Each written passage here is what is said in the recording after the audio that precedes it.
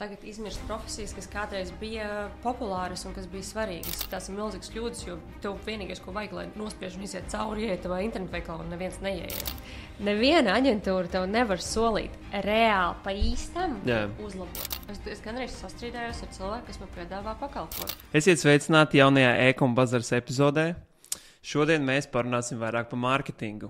Un man ir izdevies pie viesiem, kas ir šobrīd atnākuši, jau divreiz aiziet pie viņiem uz podkāstu. Bet noteikti ir kaut kādas tēmas, kas arī mums ir aktuāls un arī mēs gribētu pajautāt. Un šodien pie manis ir Jorens un Simona no Intelligence Media. Čau! Nu, čau! Sveikiņi! Ok, tad varbūt tiem, kas varbūt jūs nezin, varat pastāstīt, ko jūs nodarbojaties, ko jūs darat, kā jūs palīdzat internetu veikaliem. Jorens ir salesmanis, lai dara to. Salesmanis, jā. Nu, zin kā, parasti atbilde ir tāda, viņi ir nedaudz pielāgota atkarībā tas, kas jautā. Bet šodien īsumā laikam mēs esam uzņēmums, kas palīdz e-veikaliem, e-komercijas uzņēmumiem palielināt apgrozījumu, augt, ievērst jaunus procesus, galvenokārt mārketingā, lai palielinātu apgrozījumu un arī peļņu galā.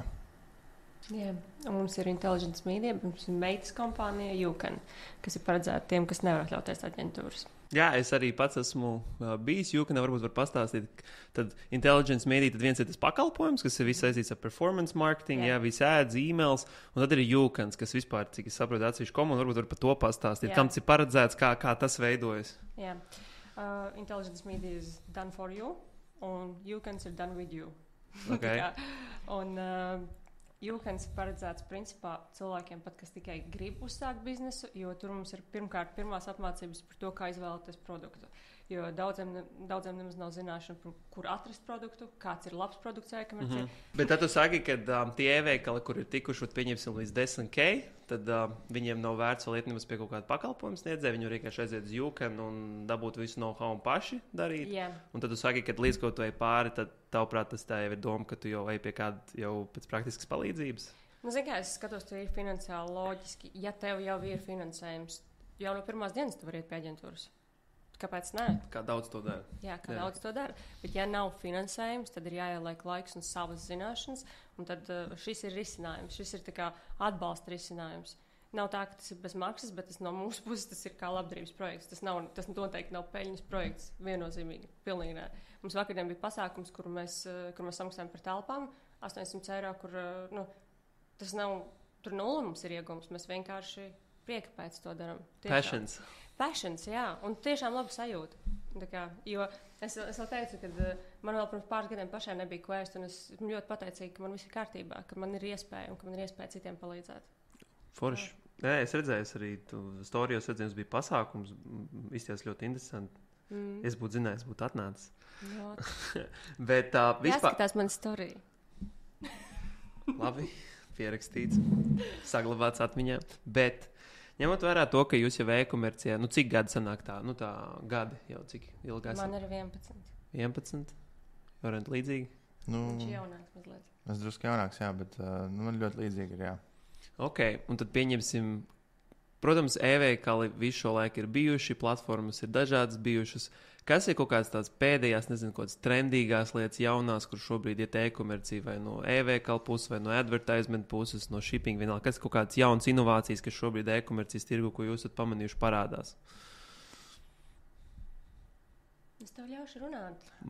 Baigi, man liekas, ka nekas tāds nav. Es teiktu, ka tāpat joprojām dominē meta reklāmas, lielākoties klientiem. Kaut kādi tūļi, ko mēs backstage'ā pēc tam runājām, ir Triple Whales, ir lielisks tūls, kas palīdz sekot līdz rezultātiem, atdevēju, reklāmu atdevēju un kopumā vispār mērīt to biznesa peļņu. Es jau Shopify iesaku kopš es aktīvi sāku darboties un pētīt to tirgu e-komercijā un tā ar klientiem strādāt. Shopify, no kaut kāda 17. gada jau tad es aktīvi darbojos. Šodien viņš ir pilnīgi citādāks, jo viss tas gan interfejs ir citādāks, gan arī funkcionalitātes daudz bagātāks. Un redzot, cik viņi ātri kustās, salīdzinot ar viņu konkurentiem, arī to es ieteiktu, teiksim, ja ir kāds, kas tagad domā veidot veikalu, vai ir ļoti agrīnā stadijā, vai arī nav apmierināts ar esošo platformu, tad es parasti iesaku, tur paigi daudz nedomājot, ka Shopify visticamāk būs labākā izvēle. Tas no tādām izvēlēm par to, ar ko strādāt. Bet kā pieņemsim, ir tas lielais šums, un par ko visu runā vienmēr ir AI, mākslīgais intelekts. Un tagad jau ar mākslīgu intelektu var ģenerēt bildes, teikt, jau parādās tie AI avatari, kas no sērijas var paņemt tavu seju un uztaisīt, ka tu kusties, un tas VO3 nāk. Kā tas ietekmē kaut kādu ēdas tirgu no sērijas, ka kreatīvi jau, ka tu jau redzi, šis ir kaut kāds uztaisīts, šis jau tā kā čista pēc mākslīgā intelekta izstās. Jūsuprāt, tie mākslīgi AI generated pictures ietekmē kaut kā performance, vai ir kaut kāds, nezinu, ja viņš izstās pārāk mākslīgs, tad performance krītās, vai kaut kas tāds ir redzēts? Jā. Kā es ieteiktu, jebkuram trenēties, strādāt ar AI noteikti. Galvenokārt tas arī būs ChatGPT. Nav it kā vēl, cik mēs zinām, nav tāds tools, kas labāk strādā tieši par ChatGPT, tur pro versiju. Var noteikti jau integrēt iekšā ikdienas darbos, veidot kreatīvus, gan arī, paši veidot, uzņemt foto, bet paralēli arī vairāk attīstīt un testēt un veidot šos vizuāļus caur mākslīgo intelektu. Jo skaidrs ir viens, ka tas progress, ja mēs arī paskatāmies, kā bija gadu atpakaļ, kādas bildes varēja uztaisīt un kā šodien var, ka tas ir milzīgs, jau ļoti labi var uztaisīt. Mēs arī ikdienā mums ir tiešām atklāti teikšu. Vairāk klienti, kur mēs regulāri testējam, un ir aktīvas reklāmas, kuras ir ģenerētas ar mākslīgo intelektu. Līdz ar to, jo ātrāk tu sāksi, jo tu būsi tikai ieguvējis. Tu jau būsi uztrenējis pats sevi, kā tu raksti tos promptus, cik dziļi tu viņus māki. Jā. Man arī ir viedoklis. Tad, kas ir mainījies, kā tu pieminēji, ir AI. Un tagad, kas notiek, viss ir daudz, daudz ātrāk. Cilvēki var uztaisīt mājaslapas, kā tu minēji. Viņi vienkārši ierakstot promptu kodu, viņi var uztaisīt mājaslapas. Protams, viņas nav perfektas. Tas mums ir jāpiemina, lai nerodam kaut kādu ilūziju, ka visu var tagad. Ka visu var, nevar. Backends joprojām ir svarīga lieta. Bet ļoti daudz lietas var atrisināt, un tagad izmirst profesijas, kas kādreiz bija populāras un kas bija svarīgas. Es iepriekš minēju, bet tātad, piemēram, tādas fancy reklāmas, kuras kādreiz maksāja 30,000, nezinu, tā kā kaut kādam Volvo, kas brauc, tagad viņu var ātri uzģenerēt. Un cilvēki ar zināšanām iepriekš par to, kā to darīja, viņi var uzģenerēt un viņas pielabot tā, ka viņas tiešām ir perfektas. Tātad, ja tu esi eksperts, AI tev noderēs, un tu vienkārši būsi efektīvāks. Bet kas iegūst patiesībā visvairāk ir, mums vakardien arī bija podcasts tieši par AI tēmu, bet angļu valodā. Un visvairāk, kas iegūst, ir tie, kas nav īsti, kas nav brendi, kas, piemēram, dropshipperi un tā tālāk, tāpēc, ka viņi var ātri testēt tos materiālus, vizualizēt. Ātri, jā. Un cilvēki īstenībā tagad viņi ļoti, ļoti pieraduši pie ģenerētām bildēm. Ja pirms gada, piemēram, bija tā, ka tu palaidi AI bildi un viņi nekad nestrādās, tagad mums lielākā daļa klienti ģenerē bildes modei, ģenerē bildes elektronikas produktiem. Piemēram, mums tagad ir klients, kurš ģenerē, es neteikšu produktu, bet tas ir elektronisks produkts. Tā kā mēs uzņēmējam bildi, viņš neizskatās vispār kā tas produkts. Viņš kā vēl uztjūningots kaut kā bildē. Jā, tā kā insane. Jo tu vari paprasīt, piemēram, lai AI uztaisa, kā izskatās produkts no iekšpuses, kā tur viss griežās. Okay. Tas out of box thinking tāds jau. Jā. Un tādas bildes mēs palaižam, un viņas tik crazy strādā. Es vienkārši šokā esmu. Un tas liek nolaistais rokām, piemēram, grafiskajam dizainerim. Man liekas, tagad tie, kas mācās, viņi tā sēž tāds reality checks, tā sēda, kam vispār jēga ir. Jā, vai tas būs vajadzīgs? Mums vakardien bija pasākums, un tur mēs runājam cilvēku, un kolosāls cilvēks, fantastiskām zināšanām tieši par režiju. Un, bet to vairs nevienam nevajag, viņš ir izmisumā. Plus es piebildīšu, ka viens viņš pateiks, jā, bet viņš vēl nevar tik labi, bet tas ir, man liekas, laika jautājums. Jo bija tas video, kā agrāk, tur pirmais uzņerētais video, kur Vils smicētos makaronus un tik briesmīgi izstāst pagājis pusotrs gads izstāst, jau diezgan reāli, jā. Tas, man liekas, vienkārši laika jautājums, ka tas tiešām jau varēs tik labi darīt. Jā, un kas mainīsies, viss ir ātrāks un pieejamāks, jo influenceri. Tu vari uztaisīt, tu vari uztaisīt pats video un uzlikt savu citu seju un viņš strādās tieši tikpat labi. Nopietni, mums ir, un man ir milzīgs prieks, jo, piemēram, tas klients, kam mēs to darām, ja, piemēram, viņš ir vīrietis, kas tagad ceļ savu māju, viņam sieva ir stāvoklī, un, jūs piemēram, domājat, ka dropshipperi tagad ir kaut kādi jaunieši, ja, kas sēž un pēc tam balēs. Nē, tie ir normāli cilvēki, un viņiem ir iespēja nopelnīt naudu, un man liekas, tas tā kā, vienkārši mēs dzīvojam tādā laikmetā, kur vienkārši kolosāls iespējas, ātri, man liekas, ka tu pat vairs nesaproti tās iespējas, jo vairāk, ka tev, Jā, un tā kā tas noteikti ir mainījies, un piemēram, attiecībā uz aģentūru darbu, aģentūras saka, ak, Dievs, tagad AI atņems darbus vai Advantage Plus atņems darbus, piemēram, Metā, neatņems. Mēs vienkārši būsim efektīvāki, mēs varēsim sniegt vairāk pakalpojumus, mēs varēsim vairāk cilvēkiem palīdzēt. Es neredzu vispār nevienu sliktu lietu. Pilnīgi nekādu. Un kāpēc man kalt ar roku, ja ir zāģis, tā kā, zini? Es saprotu, ko tu saki. Un kā ir pieņemsim ar tiem, bet nav tā, ka dažreiz tu skaties to, Facebook feed, un tu saproti, pārāk AI, tā kā pārāk. Baigi neskrolē feed, ne? Pirmkārt, jā. Zini kā, ir tā, ka attiecībā pret ko, piemēram, ja es kā patērētājs gribu nopirkt preci, tad es būtu vilsies, protams, ka tur ir super AI un man atnāk kaut kas mociņš un nekas, ja?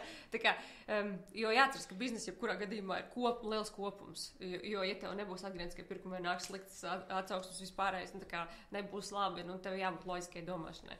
Nevar tā, ka tu vienkārši palaidi kaut ko, protams. Bet, ja tu runā par saturu vienkārši, tad kāpēc nē? Izklaidējas jaunieši.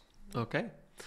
Man ir tagad tāds konkrēts scenārijs, jo, pieņemsim, ja šo skatās, uzņēmums, viņam ir interneta veikals, un pa lielam tā arī, pieņemsim, ir arī IT pusē, ja tev vajag kaut ko, izstrādāt, uzreiz pirms man vajag izstrādāt, ja man vajag reklāmas, vajag mārketingu uzņēmumu. Un, pieņemsim, varbūt, ja saka kaut ko nepareizi palabo, jūs strādājat tikai ar e-veikaliem.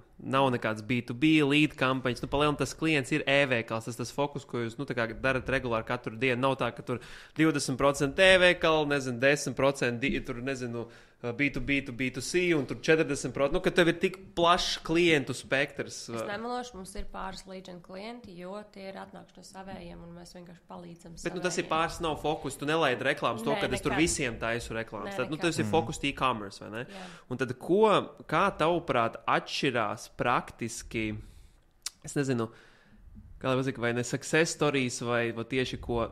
Tā kā tā atšķirības starp mārketinga aģentūru, kas palielam mums 90% Latvijā, kas jebkam taisīs reklāmas, jā, vai tas ir lead vai e-veikals, un tad uzņēmums, kas mārketingā ir tikai e-komercija. Kā tu liekas, kā atšķirās viņu workflows, kompetence vai arī veids, kā viņi strādā? Pieņemsim, es iedošu piemēru, jūs tur zināt, ka jūs reklāmā jau tur 10 tādu kreatīvus vienam, lai ātri kaut ko tur notestētu, tur parasti mārketinga aģentūra palaidīs 2, pagaidīs 3 mēnešus un pateiks, ok.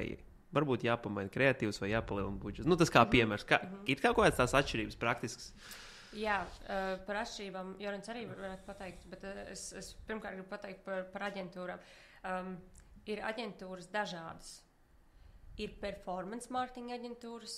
Tā ir tā kā aģentūra, kas esam mēs. Performance marketings ir mārketings, kas ir virzīs uz kaut kādu konkrētu tavu mērķi. Okay. Tātad tu gribi sasniegt kaut kādu performanci. Izmērām rezultātu. Jā. Un tad ir mārketinga aģentūras, kas ir ģenerālisti, tā kā tu minēji. Un tie ir tie, kas, piemēram, viņi var pateikt, es tev par 500 eiro mārketingu Metā palaidīšu.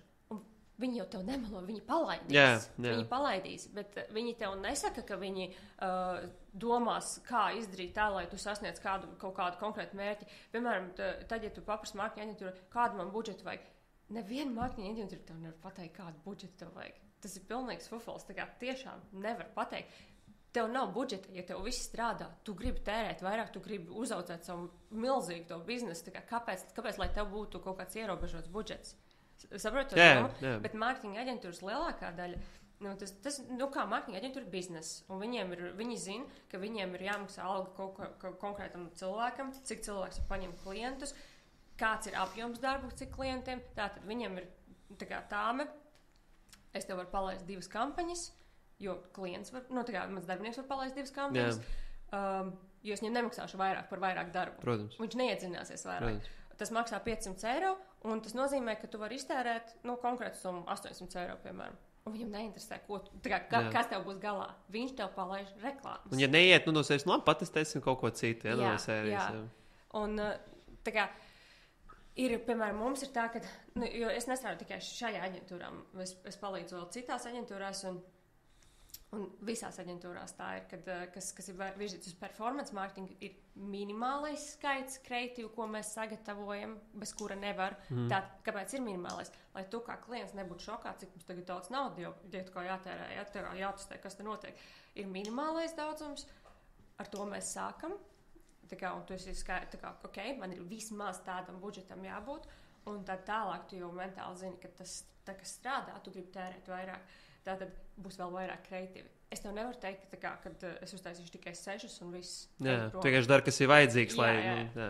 Mēs darām visu, kas ir vajadzīgs, lai būtu rezultāts, jo performance marketings parasti saņem procentus no rezultātu. Success fees, jā. Jā, tā kā tā ir tā atšķirība tā kā aģentūrām. Tātad, bet atbild uz tavu jautājumu, kā atšķirās B2B no e-komercijas, varbūt Jorins var pateikt. B2B no e-komercijas. Es gribēju pateikt, ka par atšķirību no mārketinga aģentūras. Zin kā, tas tā līdzīgi kā varētu salīdzināt, ir ģimenes ārsts un ir, teiksim, ir mikroplastikas kaut kāda smadzeņu ķirurgs. Kas, vai vienkārši ķirurgs un kaut kāds specifisks plastikas ķirurgs, piemēram. Kā viņi atšķirās? Viņiem noteikti ir, viņi abi divi ir ķirurgi, bet viens ir specializējies, vairāk pavadījis laiku, iedziļinājies, atradis labākos darba rīkus, un līdz ar to viņam ir labāka infrastruktūra arī, lai to savu klientu apkalpotu, un viņam būtu lielāks veiksmīgi rezultātu procents. Tas arī praktiski, to es esmu redzējis, teiksim, runājot daudz dažādiem aģentūru īpašniekiem, vadītājiem. Viņiem vienkārši process ir ļoti, teiksim, vispārīgs līdz ar to, jo viņiem ir klienti dažādi, un viņiem tas process arī ir tāds, ka viņš ir plašs, viņš paņem pretī jebkuru klientu. Tā kā Simons saka, vajag palaist, palaidīsim. Bet, teiksim, performance marketingā, kas abi divi virzieni ir ok. Abi divi var būt ļoti veiksmīgi biznesi, tur varbūt peļņa vienam varbūt lielāka, otram mazāka un otrādi. Vienkārši mums ir jāsaka nē bieži vien klientiem, kas nāk kā B2B pie mums, piemēram, lai saglabātu to fokusu, lai saglabātu to, ka tā komanda, ko mēs esam uzbūvējuši, un tā infrastruktūra, ka viņa tā speciālās zināšanas, kas ir uz e-komerciju vērstas, ja viņam atnāk kaut kas cits, tagad loģiski, ka viņš nevarēs labi piegādāt rezultātu. Jā. Un tad galu galā mēs vēlamies saglabāt labu reputāciju, mēs vēlamies, lai klients ar mums strādā nevis tikai 1 mēnesi vai 3 mēnešus, bet gadiem ilgi. Un tas ir tas veids, kā mēs esam izlēmuši iet, un es teiktu, ka salīdzinoši veiksmīgi tas ir izdevies. Hormozi ir tāds, zini, Tālēks Hormozi. Ja? Viņam ir tāds teiciens, don't chase the lady in red dress. Un ko tas nozīmē, ir, kad tagad uzņēmumam ir tas fokus, un tad tev nākot jauni piedāvājumi, kur tu redzi, piemēram, tu visu laiku fokusējies uz e-komerci, un tad tev nākot liels B2B klients, un saproti, ka viņš varbūt maksās ļoti daudz. Un tad tas lady in red dress, ka tu skrien tāpēc, ka tur ir liels, nezinu, kāds finansiāls iespējas vēl kaut kas, bet to paņemot īstenībā sagāz visu to infrastruktūru, visu, ko tu esi jau uzbūvējis. Viens ir tādas situācijas, jo tev pirmkārt infrastruktūra sabojājas. Ko es gribu pieminēt vienkārši, jo mēs runājam par biznesu in general. Ir situācijas, kad ir jāatsakās no klienta, jo viņš ir toksisks. Jā. Un saproti, ir tāds, visi vienmēr domā, ka klients var atlaist aģentūru, ka klients var atlaist, esmu klients un es izvēlos. Jā. Nē, es izvēlos, vai es gribu strādāt ar tevi. Un citreiz mums ir bijušas situācijas, ka mums ir jāpārtrauc sadarbība, lai mūsu komanda nebojātos, jo kas notiek? Komanda jūtas slikti. Piemēram, mums bija tāda situācija, atsauta, kad ir drukas kļūdas. Jā. Un mēs sēžam 4 cilvēki un nevaram atrast. Mēs sēžam, un es saku, es nosūtīšu, es prasu vēl citiem cilvēkiem, es nevaru atrast. To ChatGPT ieliec screenshot. Mēs likām ChatGPT, mēs meklējām, un mēs nevaram atrast, jo klients tāds tā kā visu laiku mēģina kasīties, un es nevaru saprast, kur ir. Es domāju, kas man vainas, kas nevar atrast, un mēs visi sēžam un nevaram atrast. Un man prasa atbildēt viņiem, es saku, nē, atbildēsim rīt. Klients dusmīgs, ka mēs atbildējam tikai nākamajā dienā. Un mēs neatradām to kļūdu. Un es prasu, kur ir tās kļūdas? Beigās saņemos, prasu, kur ir tās kļūdas? Man šķiet, ka tur tādas stilistiskas kļūdas, un tur nebija. Un zini, un tad tu saproti, ka tā nebija pirmā reize, un viņi visu laiku Tik liels resursu iztērēts. Zini, kā bija tas klients, bija tas, kas bija no pirmajām dienām, un viņš maksāja 4 reizes mazāk kā vispārējie, tikai tāpēc, ka viņš bija mīļš klients, man personīgi. Jā. Un man nācās pieņemt lēmumu, ka mēs ar viņiem vairs negribam strādāt, tikai tāpēc, lai pasargātu komandu. Jo komanda, tad, kad jūties slikti, un tev ir jādara vēl visi pārējie darbi. Jā, performance krīt visur pārējiem. Visiem krīt. Un tad rodas drukas kļūdas pārējiem klientiem. Un es nevaru riskēt ar pārējiem klientiem, dēļ sava ego, ka man tas klients ir mīļš. Jā. Un tad ir tas grūtais lēmums, ka tev tā kā jāpasaka nē tam klientam. Jā. Mums ir ļoti līdzīgi bijuši ļoti daudz tādas situācijas, kad, un es arī nemelošu, mums ir tā, ka mēs esam ļoti tuvu bijuši, un ir arī kaut kādi klienti, kur mēs esam pateikuši jā tādiem B2B projektiem, kad tur tā kā liekas viegli, vai liels uzņēmums, tur labs PRs un vēl kaut kas tāds. Bet ir, protams, kaut kādas sadarbības bijušas veiksmīgas, bet lielākoties, tagad atskatoties atpakaļ, es teiktu, ka vienalga tas nebija tā vērts. Tāda veida sadarbības, tomēr tas fokus ir jāsaglabā. Pat ja īstermiņā tu nesaņem, tur income un nav tur uzreiz neienāk nauda uzņēmumam, bet ilgtermiņā tomēr tas ir liels pluss pateikt nē. Jo kas mainās B2B? E-komercijā visa kontrole izmēr mums. Tu visu arī var izmērīt. Uzreiz beigās orders vispār. Jā, B2B ir tā, ka paiet pāris mēneši, un viņš saka, man nav neviens klients. Un mēs tev katru nedēļu prasījām, kā iet, un tu saki labi. Jā. Un izrādās, ka viņš nav zvanījis, viņš ir sūtījis ēpastus. Un tad tur mēs palaižam reklāmu, ir pieteicies cilvēks, un mēs vienmēr prasām, kādi tie cilvēki ir, vai uzlabot reklāmu. Jo mums jau jāzina. Līdzi kvalifikācija. Jā, tu runā ar to cilvēku. Tev man ir jāpasaka, kas tur pieteicās. Un mēs vienmēr to komunikāciju uzturam tā. Un tad, kad klients pēkšņi attopas, ka viņam nesanāk pārdot, tad mums ir jāsāk dot citu servisu un jāmāca pārdot. Bet tas nav mūsu servis. Un mēs atkal mēģinām, tāpēc, ka mēs tev ir līdi, tu esi atbildīgi par līdiem. Jā. Un visi cilvēki, kas mūs pazīst, viņi zinās, ka mēs vienmēr mēģinām palīdzēt. Vienmēr. Bet zini, kas notiek? Mums pēc tam nav laika, jo Jorins velta 2 stundas tam cilvēkam vienkārši palīdzot, izskaidrojot, par ko mēs naudu nesaņemam un neprasam, jo tas nav mūsu pakalpojums vispār. Un vai nu viņam sanāk, tad ir super, ja viņam nesanāk. Jā. Ja viņam nesanāk, tad pēc tam mēs esam slikta aģentūra, kas slikts līdz piesaistīja, vai arī, un tāpēc mēs nelēnam vispār tajā biznesā iekšā. Ok, bet tu pieņemsim labi performance, bet tad arī, ja tur ir tas success fee un tu ej uz rezultātu, un lai tas viss matemātikas make sense, tad tur arī jāveic arī kaut kāda loģiska kalkulācija. Es atceros, tagad es pieģoinojos Jūkanam, bija tāds smuks tāds Excelīts, kur tu aprēķini tavu pašizmaksu, cik tev ir jāiztērē, lai būtu tik un tik peļņa. Ja godīgi, tas bija pirmā reize, kad kaut ko tādu redzēju, jautājums, vai domā citas, tās mārketinga aģentūras domā kaut ko tādu rēķinu vispār? Vai ir vienkārši kaut kāds rēķins? Kaut kāds rēķins. Mārketinga aģentūras rēķina. Jā, kaut ko jau rēķina arī, bet vienmēr ir ļoti, zin kā ir tas teiciens, the devil is in the details. Jo smalkāk tu ieies, jo dziļāk tu ieraksi, jo precīzāk būs, un līdz ar to arī rezultāts būs. Bet, ja tu tā ļoti pavirši, virspusīgi kaut ko izdarīsi, kaut ko neizdarīsi, break-even ROAS tur tāds, varbūt neieskaitīšu tur PVN nostam summai, un tā ir milzīga atšķirība, 21% uzreiz. Tā ir tāda sevis čakarēšana, sevis apmelošana no patiesās situācijas. Jā, un tā daudz dzīvo. Tā kā, es nezinu, vai var minēt to tavu ideju? Saki droši. Jā, okay. Jo tā kā tava ideja par to, ka tu gribi uzbūvēt biznesa pārvaldības sistēmu, finanšu pārvaldības sistēmu. Nē, tas ir produkts e-komercijai, kurš apkopo visus datus un individuāli pielāgo visas tavas izmaksas un beigās pasaka tev savu atlikumu. Jā, tā ir tā lieta, ko mēs mēģinām izskaidrot biznesiem. Parasti, kad viņi pie mums atnāk, tas ir tas slieksnis, kad viņi jau viņi labi apgroza, piemēram, 30,000 mēnesī. Citreiz ir klienti, kas ir mazāk par 20. Jā. Bet vienkārši mēs cenšamies neņemt daudz mazākus. Un tad, kad viņi atnāk, viņi kaut kā ir izkūlušies līdz šim. Un tad, kad viņi paņems aģentūru, mēs zinām, ka viņiem tā summa mūsu aģentūras fee iet no viņu peļņas. Jā. Un citreiz tās peļņas tur nemaz nav. Jā. Un tad mums ir jāizrēķina, cik viņam īstenībā ir jāapgroza, lai viņam būtu peļņa. Jo, lai viņš ilgtermiņā vispār var sadarboties, lai viņš nejūtas slikti, ka man bez mārketinga gāja labāk. Kārtēja izmaksa no sevis. Jā. Un tad citreiz ir tā, ka tam apgrozījumam jābūt dubultā.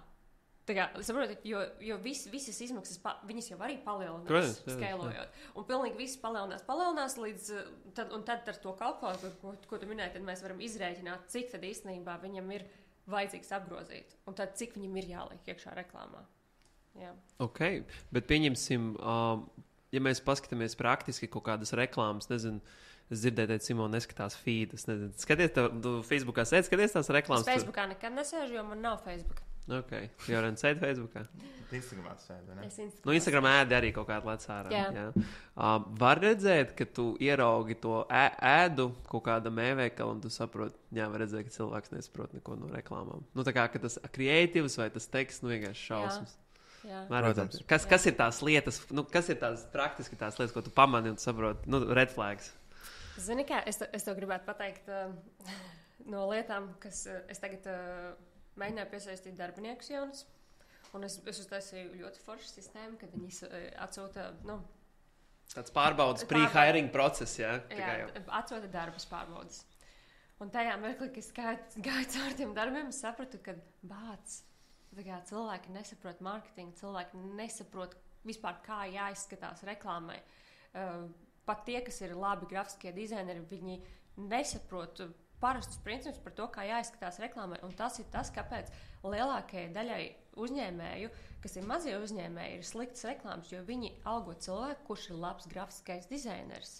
Bet šeit nav tā, ka tieši tas, ko viņš nesaprot, ir pārdošana. Jā, jo tas palielam ir cits skills pavisam. Tad nav nekāds sakars ne ar grafisko, arī pieņemsim UX dizainers. Viņš var uzzīmēt tur vizuāli vissmukāko, bet beigās ir tas saucamais UX, jeb lietojamība un viss tas ātrums līdz pirkumam ir briesmīgs. Tas ir pārdošana. Tas vispār cits skills. Teksti. Ļoti svarīgi ir teksti, kā viņi ir noformēti, kā viņi lasās. Ja smadzenes tev aizķerās, tu vienkārši scrollē tālāk. Un tā diemžēl ir, un ko esmu pamanījusi, tas nav nekāds heits, bet krievalodīgajiem viņiem ļoti ķerās valoda. Viņi ļoti neloģiski raksta, taisa tos tekstus ļoti neloģiski. Tur vairāk, es nezinu, cilvēkiem jāpaskatās ir angļu valodā, tā kā Amerikas sales teksti, tāpēc, ka es uzreiz redzu, kur aģentūra strādā pēc tā. Jo mums ir dažādas aģentūras Latvijā, un es uzreiz redzu, lai arī tas ir latviski teksts, viņš ir tā kā... Žargons, domā, mainās? Nē, uzbūve tekstam ir... Struktūra. Tā kā teikuma uzbūve ir tā kā tieši tulkojums no krievu valodas.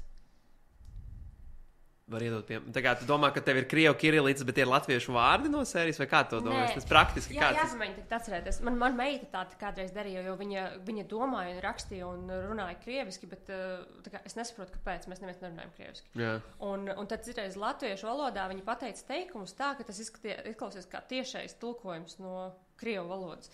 Tu vari kaut ko atcerēties, ko Aleks ir teicis? Respektīvi, ka tas ir nevis, pieņemsim, krieviski, gramatiski pareizi, bet tas ir krievu valodā latviešu teikums no sērijas. Tā tu to domā? Nē, vārdu izvēle ir balstīta no tā, kā viņi domā krieviski, bet raksta latviski, un tad tas tiek pārtulkots galvā. Es tev sapratu. Okay. Tas veids, kā viņi domā vienkārši savstarpēji. Jā, teiksim, ir kaut kāds nianses, kas krieviski tu saki tā, un Latvijas tā parasti nesaka, un tad pārtulkojot pa tiešo, tad izklausās krieviski tā struktūra. Tas, ko tu domā. Jā. Okay. Tā. Par ko mēs runājam vēl? Par to, vai var pamanīt sliktas reklāmas. Kas ir tās praktiskās lietas, ko tu pamani? Jā. Un es tagad paņemšu no top of the mind vienkārši, ko es atceros, kas tur bija. Nepareizi ir izcelti pirmie. Tā kā lielākais teksts ir pilnīgi bezsakarīgi izcelts. Tur nav pilnīgi nekāda benefita, nekā par produktu, nekā. USP nav, jā? Jā. Tā kā parasti ir kaut kāds uzsvars uz kaut ko, kas vispār ir nesvarīgs. Piemēram, tev šeit ir pareizi uzsvari. Tā kā te ir pareizi uzsvari. Bet, piemēram, nepareizi būtu, ja, kad... Es nezinu, pēkšņi būtu normāls teksts un būtu apgrozījums izcelts. Ja? Vienkārši apgrozījums. Un tu nesaproti, kāpēc. Un tad ir tādas reklāmas, kur mēs skatāmies. Mēs īstenībā vakarā, kad braucām ar komandu no pasākuma, mēs vienmēr skatāmies arī reklāmas, kas ir pieturās un tā tālāk. Tā jau ir pēc. Jā. Un mēs vienmēr prasām, laba reklāma vai slikta reklāma? Laba reklāma vai slikta reklāma? Un tad tur bija Filmens reklāma. Un mēs skatījāmies, un mēs visi vienkārši ātri noanalizējām viņu reklāmu, kurā bija, man liekas, 3 dažādi teksti. Nekas tur daudz nebija. Super vienkārši reklāma. Un tad jau viņa bija nepareiza. Piemēram, izcelts bija disclaimers. Tur bija akcija, bija kaut kāds offers. un oferim bija zvaigznīti klāt. Tur bija uz ko tas attiecās. Un apakšā tas disklēmers bija tā kā super izceltā krāsā, akcenta krāsā. Izcēlās disklēmers, nevis tas nevis procentu atlaide. Un procentu atlaide ir melnā krāsā uz balta. Vienkārši vispār nekas neizceļās. Bet disklēmers ir milzīgs rozā. Un es domāju, kāpēc? Kam šķita šī laba ideja? Disklēmer vispār mēs liekam. Tas tā kā Lemon Džimā tev no sērijas tur €1 mēnesi, un tad ir tādi mikro burtiņiem noslēdzot, nezinu, tur uz 1 gadu līgumu, bet tad tev ir lieliem burtiņiem noslēdz 1 gadu līgumu un apakšā €1 mēnesī no sērijas. Tad tas vēl ir ok. Bet tas ir pareizi tā kā, ja es gribu performance. Okay. tā ir atšķirība. Un ir ļoti daudz tādas reklāmas, kur, piemēram, pārdod kosmētiku, bet ir pilnīgi bezsakarā, kas vispār nav saistīts ar kosmētiku. Tādas reklāmas, kur nevar nolasīt produktu, kur ļoti daudz dažādi fonti nepiestāv produktam, un tu vispār tu psiholoģiski nespēji uztvert, kas tiek pārdots. Tās ir tās visas tādas, liekas, smalkas, mazas kļūdas, bet tās ir milzīgas kļūdas, jo tev vienīgais, ko vajag, lai nospiež un iziet cauri, ieiet vai internetu veikalā, un neviens neieiet. Bet tās ir bildes, cik ļoti liela nozīme ir tam tekstam. Jo, pieņemsim, es parasti, ka man uztver reklāmu, nekad neuztver tekstu, man uztver vizuāls kreatīvs, bet cik ļoti liela nozīme, jūsuprāt, ir tam tekstam virs kreatīva. Tur ir kaut kāda pareiza formula, vai viņš pat var būt viduvējs, bet kreatīvam jābūt vinerim. Daudz mazāk nekā kādreiz. Kādreiz bija daudz lielāka loma tekstam, noteikti arī headlineam.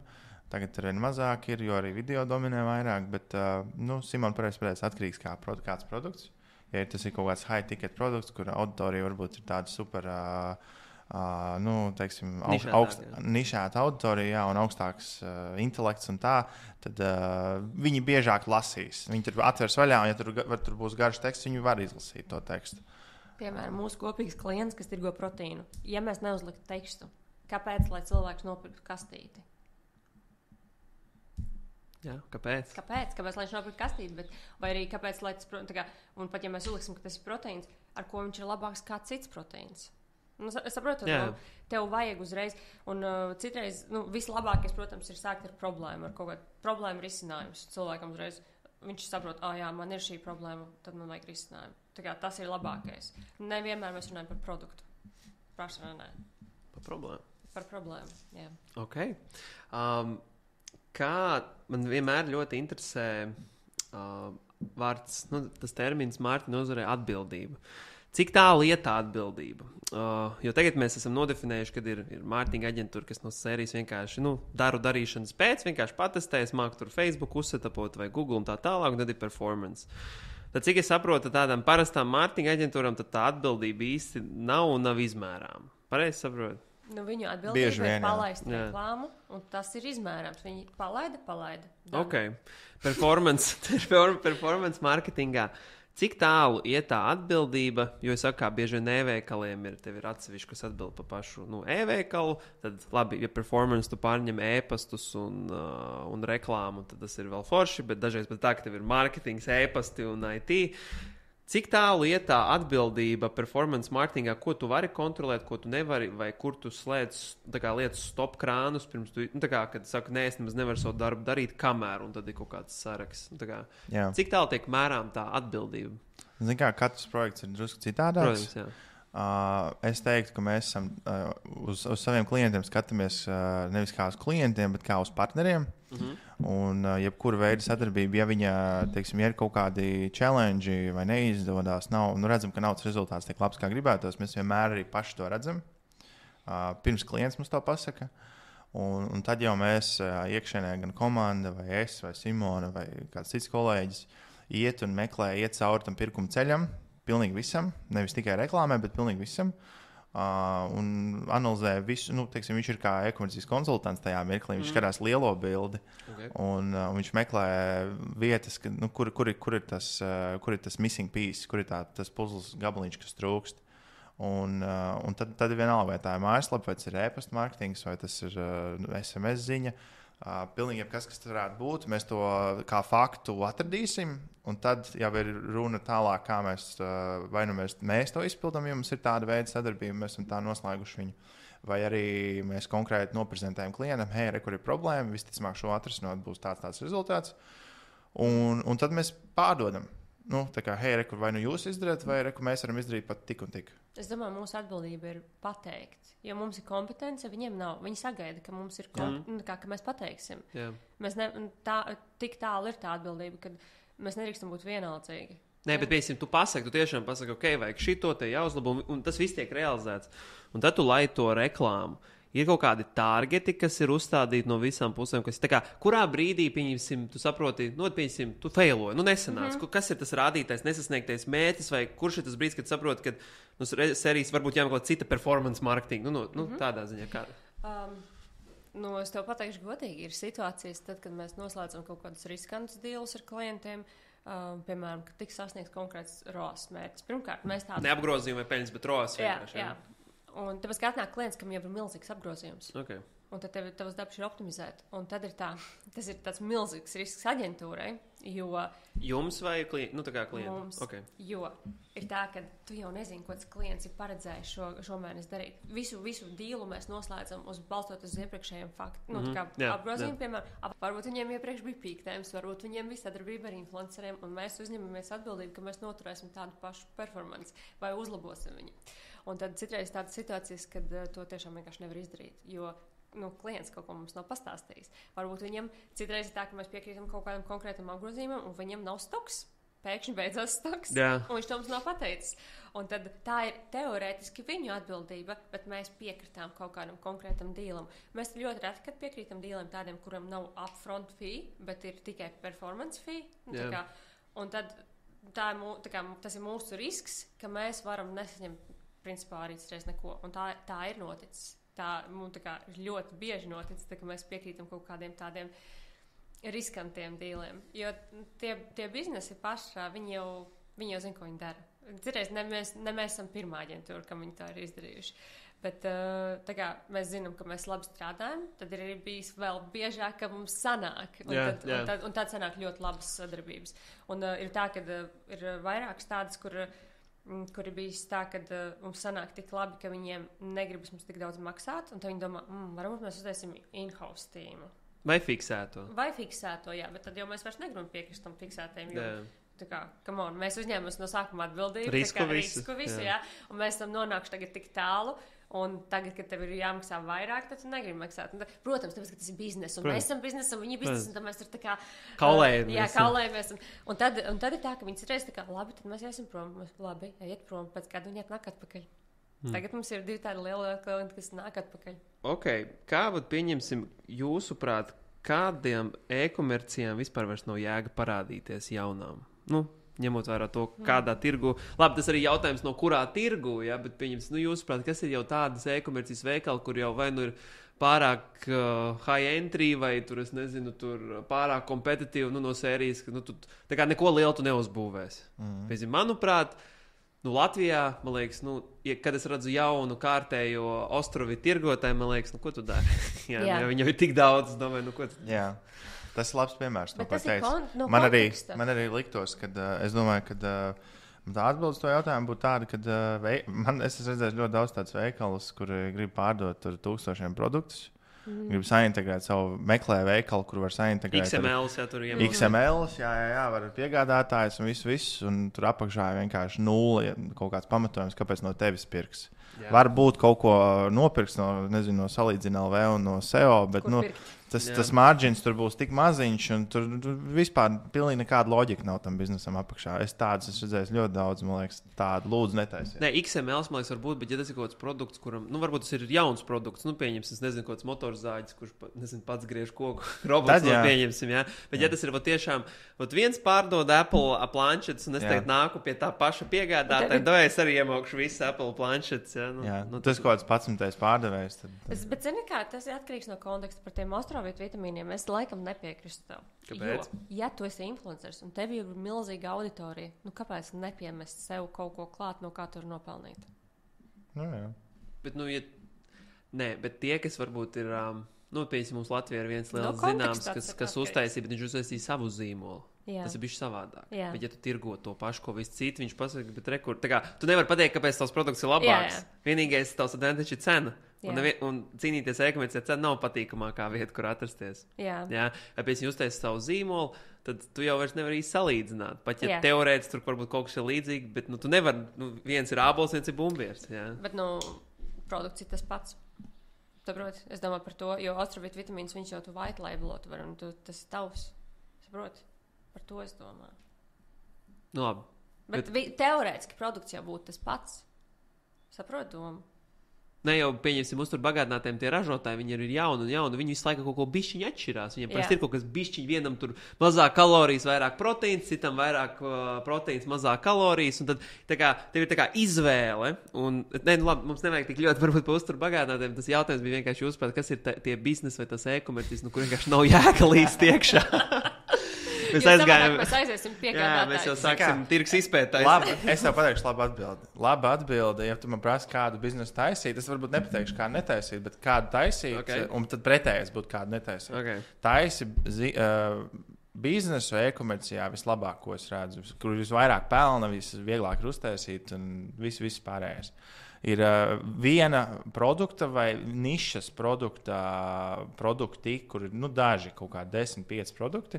Nišu, paņem savu nišu, kļūsti, iztēlojies, ka tu esi tagad jauns, es nezinu, Nike vai tas pats, nezinu, tavie klienti, ja mēs paskatāmies, kas te ir apkārt, veiksmīgākie, lielākie pārdevēji, kas ir, tur noteikti būs kaut kādas similaritātes, kas viņiem apakšā ir. Un bieži vien tās ir tās nišas, kad viņi ir savā nišā labākie, tieši viņu produkts, un līdz ar to arī vieglāks ir mārketings, komanda, tālākā attīstība, jauni produkti. Bet tavuprāt, tas var būt jau esoša ražotāja izplatīšana, vai tas biežāk būs tā kā savs zīmols? Vislabāk būs savs, ja tu tā kā tev ir kontrole tomēr par to mārketingu, par zīmolu, par iepakojumiem, par visu.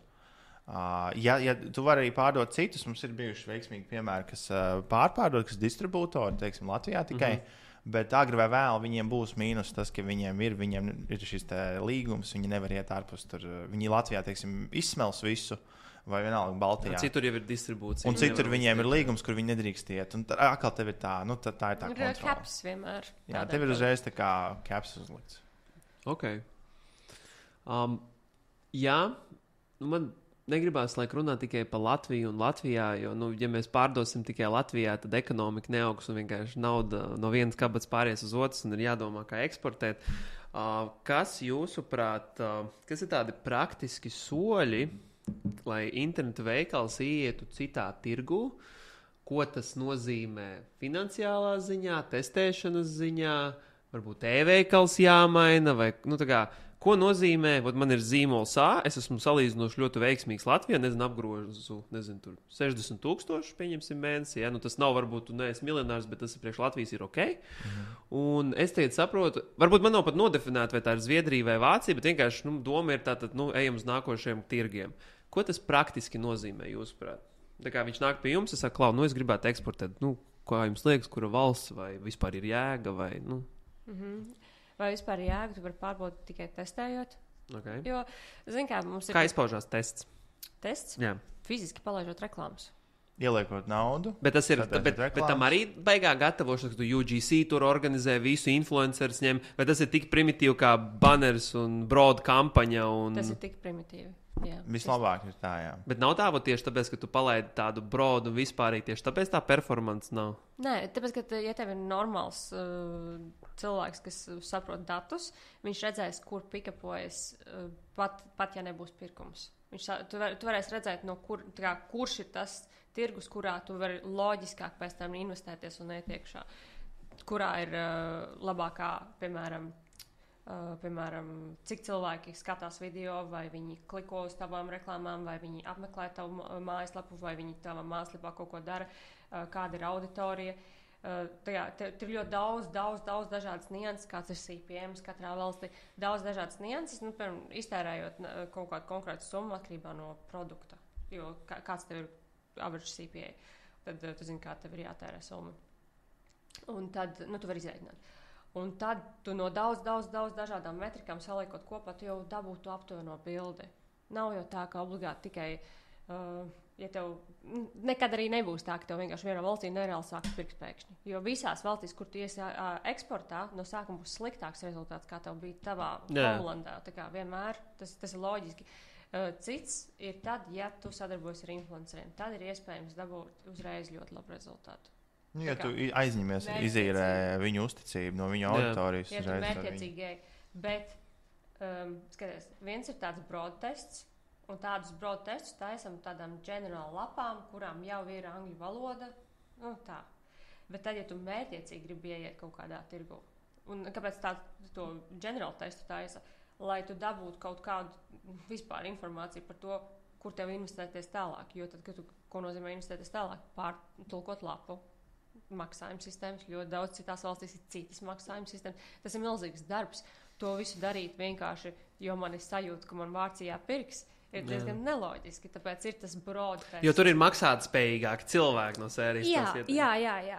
Bet arī pašā laikā izrādās, ka Vācijā tu katrā veikalā to var vienkārši nopirkt 3 reizes lētāk. Vai Amazonā. Jā.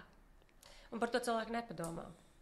Nu, lūk, tāpēc mēs taisam tādus broad testus, bet lielākoties īstenībā klientiem jau ir kaut kāds strateģisks lēmums, kāpēc viņš izvēlas kaut kādus konkrētus tirgus.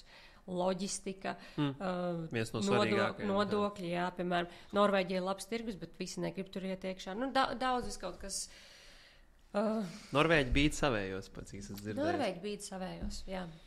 Nu, lūk, ir daudz dažādas situācijas, tāpēc nav tāda vienota atbilde, bet broad tests tehniski ir labs tests, bet tam vajag naudu. Bet cik, tas tests, kurā brīdī tu stopē testu, cik tālu tu ej, jo pieņemsim, varbūt tu, lai testu, tev nāk pasūtījumi, tu esi mīnusā, bet pieņemsim, es atceros, bija podcasts Jansonam, kur Madara Cosmetics bija pie viņš pateicis, lai mēs pelnītu, ir jābūt atkārtotam pirkumam, jo pirmais ir negatīvs. Tad kā tu saproti, ka tests ir veiksmīgs un cik ilgi tu testē, jo tu jau vari, iemaukt 10 štukas vienā mēnesī un jau, bet tad viņš saprot, es negribu desmit, es gribu pat 2. Kurā brīdī tu apstādini to testu un saproti, kad ir nav?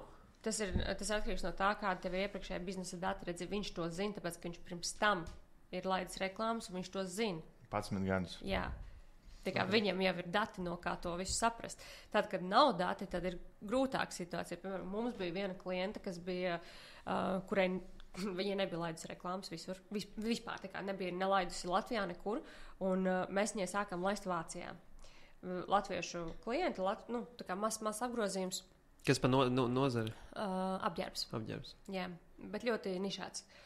Un tā, un mēs palaižam, un ir virs, tā kā break-even, saproti? Viss rezultāts ir virs break-even. Tā kā plusā esam, jā? Esam plusā, un viņai, tā kā viņa iepriekš nebija laidus reklāmas vispār, jā.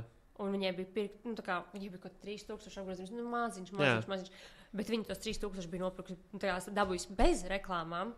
High profits uzreiz, par peļņu. Jā, un viņi kāpēc tik slikts rezultāts? Bet viņi nesaprot, viņai nav kompetences un iepriekšējo priekšzināšanu. Nav cost per purchase, jā. Jā, par to, ka īstenībā tas ir insane. Mēs tikai palaidām pirmo testu, un tev jau ir 3 reizes lielāks apgrozījums ar profitā. Un viņa, es ilgstoši tā nevarētu, tev ilgstoši tā arī nebūtu jābūt. Tā kā tev būs tikai labāk un labāk. Saprot to? Bet, un tad... Nostrādāja proof of concept vienkārši. Jā. Un tas bija kolosāls tests, kur vienkārši vajadzēja turpināt darīt. Bet viņi nobijās. Tāpēc, ka... Apstādināja, ne? Jā, viņi vienkārši apstādināja, jā. Ok. Bet pieņemsim... Jūsuprāt, ja tu esi Latvijas uzņēmums, parasti, kur visbiežāk parasti eksportē, tas ir vai Baltija? Un lejšos, man liekas, vispār parasti visi nāk Latvijā, latvieši neiet ārā, piemēram, te ir pilns ar lejšu uzņēmumiem, jā. Bet, pieņemsim, parasti visi, kad grib eksportēt, pirmais ir Baltija, Skandināvija un Vācija. Es reti kad dzirdu Spāniju, Franciju, Itāliju. Kāpēc? Nē, tur pirmkārt Skandināvija ir vienkārši maksājošākas, tur ir lielākas algas un tā tālāk. Es vienkārši pats dzīvoju 3 gadus Itālijā, un tas, kā tur notiek loģistika, ir briesmīgi. Tur nav pakomāti un tā tālāk, jā. UK, man liekas, tāpēc, ka sadārdzina jau tas Brexits viss un tā tālāk, jā. Jā. Ir tāds mīts par to Vāciju, kad Vācija ir... Viņi vispār old school ir, viņi vispār tehnoloģiski neattīstīti, cik es redzu, viņiem reģistrēt uzņēmumu, tur nevar neko elektronas dokumentu kaudz un 3 mēneši. Jā, bet ar Vāciju ir problēma tā, ka pirmkārt viņi ir izglītoti arī. Viņi nepirks no tā, ja būs slikta vācu valoda. Tas pirmkārt, tas ir jāzina, tas ir jā. Ja ir slikta tā kā e-veikalā vai reklāmās, ka viņi jūt, ka viņi sajūt, ka šitas ir jau ārzemnieks. Jā. Viņi ļoti izglītoti. Tas pirmkārt ir jāsaprot, kādā tirgū tu ej. Tas tev nav kaut kāds, es nezinu, postpadomju kaut kāda valstiņa, kurā tikko parādījies. Nē, man liekas, Latvijā, ir viegli ieiet. Bet Latvija ir Eiropa. Tā, es domāju, tā kā. Bet vispār. Un pirmkārt, otrkārt, kas ir maksātspējīgi cilvēki? Vecāku gadagājumu cilvēki. Un tas ir milzīgs risks, tāpat kā Skandināvijā. Viņi ir izglītoti vecāku gadagājumu cilvēki. Un problēma kāda ir Skandināvijā, kāpēc aiziet e-komercijā, jo viņiem nav daudz alternatīvu, viņiem ir ļoti strikti regulēts viss, un tu kā, piemēram, e-komercijas īpašnieks vari ātri iespraukties, kaut ko paņemt, līdz tevi paņem pie dziesmas, jo tur visus paņem pie dziesmas ļoti ātri. Lokālos vai kas nāk iekšā? Kas nāk iekšā. Bet pie dziesmas kādā ziņā, kādos jautājumos? Tur aiziet vienkārši tāds, pastāst. Piemēram, ne tā tu esi nopozicionējis savu produktu. Fake claimi, piemēram, kad balina zobus, babaltina zobus, nedrīkst tā teikt. Jābūt stadijam kaut kādam. Tev ir jābūt stadijam, ka visiem tā būs, ja visiem tā nebūs, tu nevari tā teikt, bet tu, kad esi ārzemnieks, tu vari ātri iemokties, iespraukties, un tu vari paņemt to savu vārtu, tu vari paņemt naudiņu, tu vari kaut ko nopelnīt, bet ilgstoši tas nebūs, jo viņi ļoti ātri paņem, viņi izmanto trustpilotu ļoti. Skandināvi vai Zviedri? Vispār Skandināvijā. Viņi lien trustpilot, ja viņi grib uzzināt uzticību, tad arī tad jūs prāt, visa Eiropa. Bet tad, tavuprāt, ja tu esi arī pakalpojums sniedzējs, viņš ies nevis Google reviews, viņš ies trustpilot. Nē, nevienmēr. Ja tevi atradīs tur, tad jā. Okay. Tā kā, ja viņi tevi meklējot atradīs. Bet, jā, tā kā tur ir pilnīgi citādāk.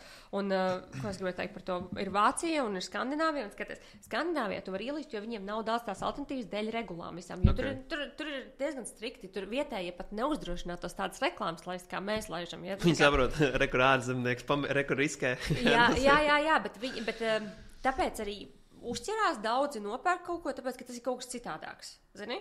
Tā kā, jo konkurenti nevar fiziski to laist vietā, ja tā nevar interesantāk uzreiz. Jā. Bet tur ļoti ātri būs kaut kādi bloga posti, milzīgi skandāli par to. Un jā, Vācijā ir alternatīvas. Tātad Vācijā tu vari pasūtīt ļoti viegli no Amerikas, tu vari ļoti viegli pasūtīt no Amazon. Vācija pati par sevi ir liela. Un Vācijā tu vari dabūt no Polijas. Saprot, viņiem iet iekšā pilnīgi viss. Tur iet iekšā konkurēt ir ļoti grūti.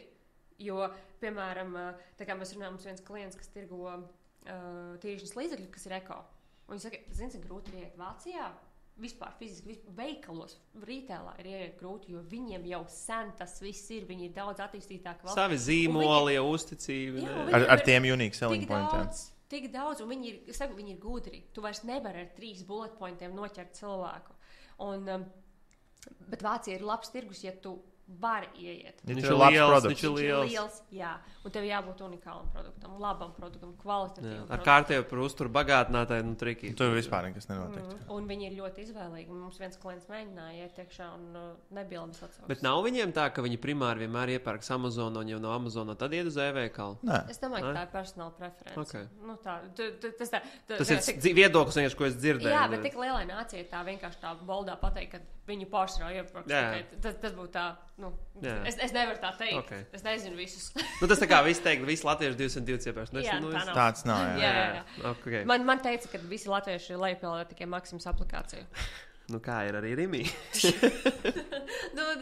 ir kā tu izdomā. Bet kas ir pats galvenais? Vācijai metā, jūs varat metā apskatīties. Viņiem pirmkārt ir pašiem no sākuma metā ir fiksēts CPMs. Un jo sliktāks tev reklāmas, jo mazāk reaģē, jo mazāk pērk, jo viņas CPMs arvien augsts un augsts. Vācija pat par sevi ir dārga. Tātad viņa ir dārga, viņai jau ir ļoti liela konkurence, milzīga izvēle. Un tad pasaki, kādam ir jābūt produktam, lai tu izvēlētos primāri iet eksportā Vācijā? Pastāst. Ļoti labi punkti. Jo tas jau pat nav tikai par eksportu. Es saku, tie e-veikali cepjās bieži vien augšā. Kāpēc no tevis? Nē, es vienkārši pārdošu. Labi. Bez nekāda problēma. Tāpēc, ka zini, kas ir īstenībā, ko es gribu pieminēt, tas šis ir lūdzu cilvēki.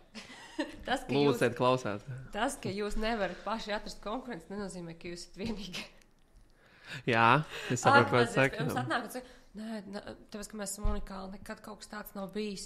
Apsties Google pirmo lapu vienkārši no sērijas. Un es domāju, kur jūs meklējāt, kā jūs meklējāt, ka es zinu, kad ir tādi biznesi. Daudz, ka tādi risinājumi ir. Kas te notiek? Piemēram, ir ļoti daudz tādas pašrādāt, vismaz tās ir sievietes, kas atnāk, kas domā, ka viņas ir izdomājuši kaut kādu unikālu, piemēram, produktu. Zin, ka tāds nav. Piemēram, skaistumkopšanā. Ja? Ir ļoti daudz Latvijā skaistumkopšanas produktu, kas ir vienkārši no nulles uztaisīti. Un viņi ir laboratorijās taisījuši. Piemēram, man viena pazīstama arī viņa taisa produktu. Viņa jau 15,000 ieguldījusi researchā, laboratorijas izveidē un tā tālāk. Un es skatos, reāli tu varēji aiziet white label. Par 1000 jau tev būtu produkts. Jā, un patestēt ēdz jau tur. Jā. Un tu domā, ka patērētājiem interesē. Tas, ka tu tur 15K investē. Jā, un tas ir tas, ko es pirms tam minēju, kad man nevajag kalt ar roku, ja jau ir zāģis. Kāpēc jūs mēģināt no nulles? Jo tad, tas ir tikai ego jautājums. Jo es uztaisītu. Es tev ļoti šajā punktā piekrītu. Kā ir... Tu sākumā teici par to pasākumu, ko jūs organizējat, teici, ka nesekoju tev Instagramā. Es sekoju, jūs redzēju tikai caur tavu storiju, ka jūs mācāties zviedru valodu. Un kad es prasīju, kāpēc jūs mācāties zviedru valodu, ir tāpēc, ka ir klienti, kas ir Zviedrijā. Jā. Un tad varbūt var pastāstīt tās atšķirības. Labi, protams, tas ir ļoti subjektīvi, jo varbūt vairākums ar uzņēmumu, ko tu varbūt esi strādājis, varbūt no vienas valsts, un varbūt, es nezinu, kādi ir tie dati, bet Zviedrijā varbūt ir mazāk, un tad varbūt subjektīvi salīdzināt, kā ir ar visiem Zviedru uzņēmumiem strādāt.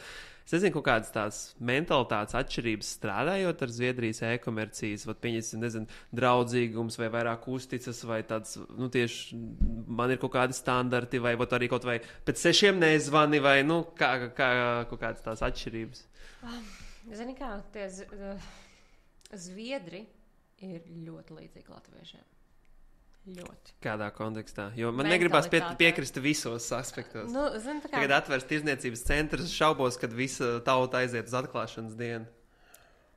Jā. Bet es vairāk domāju komunikācijā, mentalitātē. Piemēram, esmu stāstījis to stāstu, kur man sanāca ČP, kad es sāku strādāt ar amerikāņiem un es nemācēju ar viņiem komunicēt. Small talk, jā. Un tad ar Zviedriem tev nevajag small talk. Okay. tas man vibe match bija. Jā. Vienīgais, ko es varu pateikt, kas ir tu negribi nokaitināt Zviedrus. Tā kā Kā viņus nokaitināt? Kā viņus kaitina? Īstenībā viņi dusmojas vairāk, tā, ka viņi kaut ko nesaprot. Jā, un tad, piemēram, mums bija viens klients, kam nebija rezultāts, pēkšņi nokrita rezultāts, tā kā performance. Un man vienmēr tādās situācijās ar Zviedriem sadarbojoties ir ļoti jāpārdomā, kā es pasniegšu šo informāciju. Ja es varu, piemēram, amerikāņiem teikt, ir sūdi, risināsim. Un viņš ir laimīgs, ka es pateicu, ka mēs risināsim, jo viņš tā, tas super atklāta. Tad Zviedriem tu nevari tā teikt. Jo tad viņš krīt panikā. tad ir pasaules gals, un tas ir pierādījies vairāk reizes. Mēs jau gadiem strādājam ar daudz dažādiem Zviedru uzņēmumiem. Tas patterns ir līdzīgs, jā? Vienmēr tu nedrīkst vispār teikt, ka ir slikti. Tu vari teikt, tā hamburgeru metode. Lai arī performance mazliet ir sliktāka šobrīd. Nē, tev ir labo ziņā. Jā. Es aizsūtīšu noteikti, kad rekušitam ir Adam nenormāli labs rezultāts, lai tas ir vienīgais tāds visā kontā. Un tad es teikšu, lai arī tagad ir sliktāk, mēs pie tā aktīvi strādājam. Un tad es sūtīšu dienā vismaz 3 ziņas, ka es aktīvi pie tā strādāju, kaut gan es fiziski neko nevaru izdarīt. Man ir jāsaka viņam, man viņam ir jāatgādina, jo viņi teica par to zvanīt pēc 6 tā tālāk. Nē, skaties, tad, ja tu esi darbinieks, tad jā, bet ja tu sadarbojies ar pakalpojumu sniedzēju, viņi pārkāp robežas tā, ka maz neliekās. Viņi drīkst pārkāpt robežas. Okay. Viņi drīkst tev zvanīt, viņi tev drīkst rakstīt, viņi drīkst viņi jebkurā dienas laikā sagaida atbildi, jo viņi sagaida, ka viņus respektēs, bet viņi nebūs tie, kas paši respektē. Nezinu, tas jau tāds tā kā vergs. Jā. Bet tas pats ir ar latviešiem. Sadarbojoties ar latviešiem. Sadarbojoties ar citiem ārzemēs, tā nekad nebūs.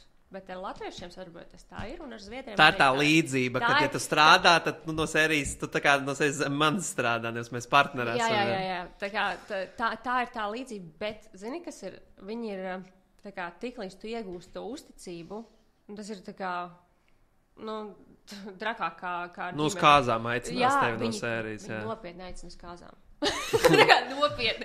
Viņi ir tik ļoti blindly uzticīgi tajā mirklī, kad crazy, vienkārši tuvākie cilvēki.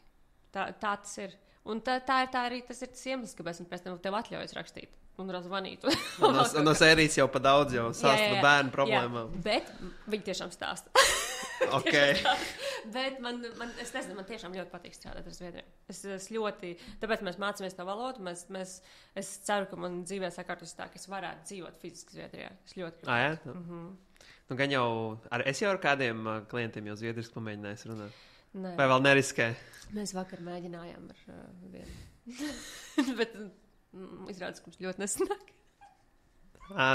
Uz papīra sanāk. Viņi runā ļoti ātri. Jā, jo viens ir, ka tu mācies vēl doci, kad tu sāc runāt. Jā, un tad tas viss tu nesadzirdi tās galotnes. Jā. Bet Klau, mums tagad man tādi uztaisīti scenāriji. Man viņi ir 4. Palielam kāds notiek, es izstāstu situāciju. Un tad palielam jūsu viedoklis, ko jūs darītu. Un tā tālāk. Vienkārši 4 dažādi scenāriji. Sāksim ar pirmo scenāriju. Ir jauns internetu veikals. Bet nav vēl pārdošanas. Ja? Es esmu uztaisījis produktu, landing lapu tur uz Shopify, bet pārdošanas vēl nav. Un man tur budžets ir 3 līdz 5 tūkstoši eiro testiem. Un tad ir jautājums, kā jūs... Protams, varbūt man jābūt precīzākam, sākuši ar to pašu uzturbagātnātē, jo man liekas, ir depends nozara, high ticket, low ticket un tā tālāk. Ja? Paņemsim uzturbagātnātē. Bet kaut kāds ļoti interesants, unikāls, varbūt garš savādāk, kurš tirgu nevar atrast, respektīvi tā tālāk. Kā jūs sadalītu, pieņemsim šādu budžetu Google, Meta, nezinu, tur vai e-pastos liktu iekšā, cik daudz kreatīvus jūs mēģināt testēt un kaut kādi ieteikumi pirms maksas trafika kaut kādos varbūt organiskajos testēt, tad kādi būtu tie praktiskie soļi? Tur bagātinātais nav Ostrovīts kārtējs, interesants, savādāks produkts, risina kaut kādas, nezinu, problēmas, tur labsajūt, vēl kaut kas 3 līdz 5 eiro budžets. Ko daram? Ka mums ir viena atbilde, mēs nesadalītu budžetu, mēs liktu tikai metā. Tikai metā, ok. Un kam tu sūtīs e-pastu, ja tev ir 0, tā kā tev nekā nav? Ok. Uztaisīt pop-up arī mājaslapā, lai ievāc tos e-pastus, tad, kad mēs dedzināsim to naudu. Jo tu jau tagad laidīs, jo nāks tas trafiks, te jau kaut kā pēc tam ar viņiem ir jāstrādā. Jā. Labi, bet tu kaut kādas jau automatizācijas vēl kaut ko liktu jau? Vai? Vajadzētu. Kāds? Ideāli vajadzētu welcome sērijas uztaisīt. Welcome sērijas tie, kas nezina, izlaiž pop-ups, atstāja e-pastu, tev atnāk iespējams kaut kāds kupons, un tad tev tas kupons atnāk uz e-pastu. Tas kupons atnāk ziņas. Principā viss tas, ko mēs laist arī reklāmās, mēs varam ielikt arī e-pastā. Par zīmolu, par seju aiz tā, ja tāda ir, intro, par produktu benefitiem. Tie var būt daudz entie, ko 12 e-pastē varbūt, kas ilgā laika periodā izsūtās. Welcome sērijas slovā. Abandon cart. Mēs pirms laist reklāmas. Mans pirmais pieņēmums, ja saka, ir pabeigts internetu veikals. Yeah. Viņam ir jau pop-ups. Mēs nesāktu laist reklāmas. Ja mēs nočakotu, kad internetu veikalā nav pop-ups, viņš nav pabeigts internetu veikals, viņš nav gatavs laist reklāmas. Ko tu saki tiem cilvēkiem, kas saka, tas pop-ups besī ārā, viņš atbaida? Tas ir labi, tad tev neies savā lapā aizpildīt e-pastu. Okay. Tas nav mērķa autori. Jā. Okay. Tā kā, piemēram, man arī ir, es neesmu mērķautori ar ļoti daudz lietām, tā kā tas nenozīmē, ka es nekad viņas nepārdotu. Bet pop-ups tavuprāt uzreiz vai viņš kaut kāds 10-15 sekundes pēc ieiešanas lapā? Labāk ir noilgumi. Tas... Mēs klasiski liekam 15 sekundes, lielāko default. Tās tādas nianses jau. Un tā kā... Nu, labi, uzstādām, tad tu teici welcome sērijas, ko vēl stādām? Abandoned Cart. Abandoned Cart. Tas jau ir tuvāk, kad viņš pērk, tad atkal cita sērija aiziet. Viņš iziet ārā no welcome sērijas. Atkarībā, ko tu izmanto no e-pastu platformām. OmniSense Klaviyo. Abandoned var uzlikt, tā kā browse abandoned. Varbūt tas pat uzliktu, ja ir kaut kas tāds. Bet jūs teicāt abandoned cart, abandoned checkout, ne? Es domāju, jā, tad, kad cilvēks ir aizpildījis, viņš ir salicis preces grozā, aizgājis līdz checkoutam, ievadījis savu e-pastu, piekritis e-pastiem, tad mēs viņam uzreiz jau varam nosūtīt. Tas ir tas. Tas ir abandoned checkout. Abandoned cart, nē. Abandoned cart, tas ir vairāk jau tādiem veikaliem, kur regulāri pērk atkal un atkal, vai ir vairāk produktu. Visbiežāk tie būs tie, līdzīgi kā Simons saka, browse abandonment. Jā, tas tie mazāk svarīgi. Svarīgākais būs abandoned checkout. Es viņu nosaucu citādāk, jā.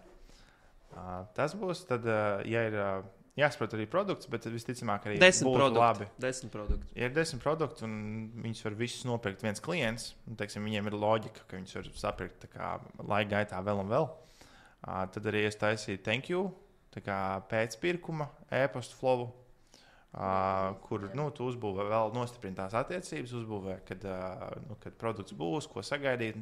Tīri, lai būtu labas, tas, ko viņš sagaida, tās ekspektācijas būtu galā arī tad, kad viņš saņems produktu un lietos, ka būs viss ok tāpatām. Jo mārketingā ir tāda laba lieta, ko daudz nedara, sevišķi iesācēji, ir tas, ka mārketingā ir tāds likums, ka tev ir visu laiku ir tie touchpointi. Jo vairāk tev ir touchpointi ar klientu, jo labāk. Visbiežāk tā ir. Un tev vajag reinforcot arī to informāciju. Ja nevajag tev pieņemt, ka klients jau kaut ko zina, ka tu jau viņam to vienreiz pateici ar kaut kādu reklāmu vai kaut kādu postu organisko. Tu vari tā informācija var visu laiku atkārtoties. Viņai ir jāatkārtojas, jo cilvēki ilgi jau vairs nelasa uzmanīgi, cītīgi. Viss tiek skanēts, ātri pieņems lēmums, pirkt, nepirkt, scrollēt tālāk vai nē. Un uzmanība ļoti maza, un tāpēc visu laiku ir jātaisa viens tas pats principā uz rīņķi, tikai varbūt drusciņi kaut ko pamainīt. Thank you. Kas vēl? Par e-pastiem? Es noteikti arī, ja jau mēs tikām līdz tam, kad ir thank you, tad ir bijis pirkums, tad es uztaisu arī pēc 14 dienām atsauksmi paprasītu. Kaut kā to judge me vai jā. Tas ir ok. Jā. Bet, ja mēs sākam ar reklāmām, pirmkārt tikai Meta. Broad? 100%. Atkarībā no tā, kāds tev ir produkts. Ja tas ir menopauzai, tad automātiskiem nostīrēšs. Jā, un vecums. Bet, ja tas ir bērnu vitamīni... Tas ir tie, kas vienkārši, paņemsim labsajūtu, abiem diviem tie, kas iet, trenējās. Tas ir ļoti plašs, tad broad. Un ņemot vērā, ka tas ir tik ļoti plaši, es lūgtu Dievu, ka man ir paziņā kāds influenceris vai vismaz smuks cilvēks, kas var nofilmēt skaistus video. Vismaz smuks. Tā kā, ja jūs neaicina uz reklāmām, ziniet. Jāmaina. Bet ok, labi, tad Meta un tu vienkārši jau visu mēnešu budžetu 5K laidi iekšā, vai tu kaut kā tur, nezinu, pa 100 dienā patestē, pamaini kreatīvus, kā tas praktiski notika? Zini kā, jo vairāk tu vari tērēt, jo labāk, jo ātrāk tu dabūsi rezultātu, kaut kādu atbildi, lai tu zinātu. Ja tu izstieps garumā, tad tas arī izstieps garumā. 5K mēs nelikt. Nē. Jā, ok. Bet pieņemsim, tu to 5K izstiept uz mēnesi vai uz 2 nedēļām, 3 nedēļām? Es nezinu, kā mēs klasiski darām, tā kā best case scenārijā. Pirmajā nedēļā mēs palaižam vismaz, tā kā būtu 6 video, 6 bildes. Bet atcerēsiet 10 produktu visiem uzreiz produktiem, lai tu ņemtu kaut kādus pāris. Varbūt jālaiž būtu uz visiem. Ļoti atkarīgs. Tur būtu jāapskatās tā situācija. Produktiem ir, jā. Bieži, uzturbagātinātājiem noteikti izvēlētos vienu, kas ir the most unique. Konkrēta problēma kaut kāda. Jā, noteikti. Jo mums arī, piemēram, tas mūsu savstarpējais klients, kas mums ir, viņiem ir viens hero produkts, kas ir, reāli, viņš ir unikāls, bet tas otrs it kā arī ir unikāls, bet viņš ir tāds, tur ir vairāk jāstrādā, tur ir drusku citādāk tas. Un līdz ar to ir jāizvēlās, es domāju, noteikti. Jā. Zin kā, kāda situācija? Saku, un tad, kad atnāk tādi klienti, tad mums jau ir iepriekšējas priekšzināšanas, mēs jau pārsvarā zinām, kurš tas produkts aizies. Okay. Ja nav tādas priekšzināšanas, un mēs arī godīgi pasakam, pirmo reizi redzu, mēģināsim, testēsim. Un tad var taisīt, piemēram, kad ir viss, tā kā, piemēram, vairāk produktu vienā bildē, vienā video, vai, tā kā tīri tā. Un tad arī pirmā nedēļa tu jau redzi, ko pērk, un tad tālāk fokusēties uz to, ko pērk. Labi, Piedod, pārtraukšu. Jā, Tātad bildes, tas nozīmē pirms 6 bildes 6 video, katram 20 eiro dienā, un nedēļas laikā jau tu zināsi, kas strādā. Reāli zināsi. Bet kas ir tie KPI metriki, ka tu saproti, kad ir... Pirkums. Ja nav pirkums, tad var aiziet tik tālu, kā pat uz video views. Tu atbildēji uz maniem. Bet vienīgi es zinu, pa ko es pārsteidzu, ka tu nepateici pievienoties Jūkanā. Es nokavēju. Viņas ļoti slikti pārdevēja. Es esmu. Pievienoties Jūkanam. Nē, Tas ir labi. Ja tev nav draugs un čoms, kurš tev pa bratski palīdzēs sākumā, bet tev ir uzreiz jāmaksā, tad pašam testēt ir vislielākais risks, jo tu jau nezini, ko tu nezini. Jā. Es domāju, kad es to daru.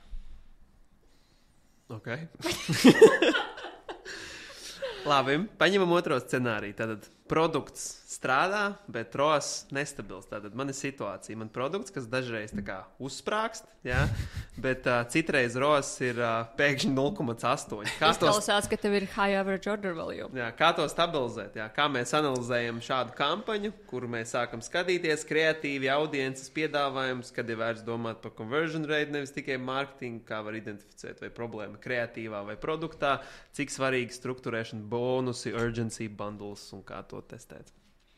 Daudz jautājumu. Jā, bet tev no visiem jāatbild, tas ir tādi punkti no dažādiem aspektiem. Man pirmais, ko tu teici, ka tā kā it kā strādā, it kā nē, es teiktu uzreiz pēc šī, ka tā kā vēl joprojām ir testēšanas fāze un vēl joprojām nav atrasta stabilitāte, jo stabilitāte kaut kādā mērā ir rezultāts, labs rezultāts. Budžets ir par mazu. Dienas budžets ir par mazu. Zini, kāpēc tā notiek? Potenciāli, bet arī. Tad, kad tu tērē pārāk maz, tad, kad tev, piemēram, tev ir CPA, tā kā cost per acquisition, cik tev izmaksā viens pirkums, piemēram, ir 50, bet tu tērē 25. Ko tas nozīmē? Tev pirkums ienāks tikai pēc 2 dienām, ātrākais. Ja tā ir slikta reklāma, tu pēc 3 dienām sapratīsi, ka viņa nav laba, un tu vienkārši iztērēsi naudu. Tev uzreiz, ja tev ir tā kā cost per acquisition ir 50, tev uzreiz ir jātērē tai dienā 50. Un minimums. Tas ir tas, to fluktuēšanu mēs redzam parasti tad, kad ir pārāk maz tērē. Tā kā tu nespēji, tev vienā dienā būs pirkuma, otrā nē, tikai matemātiski, loģiski. Tā kā tas ir pirmais. Turpini. Es jau aizmirsu, kas bija. Turpini tu. Labi. Es parasti kā daru, pirmkārt pārbaudu spendu. Tā kā tiešām. Tas ir. Viņš ir fiksēts, nezinu, tur 200 dienām. Lūk, par maz, Sāksim ar to. Tā kā, jā.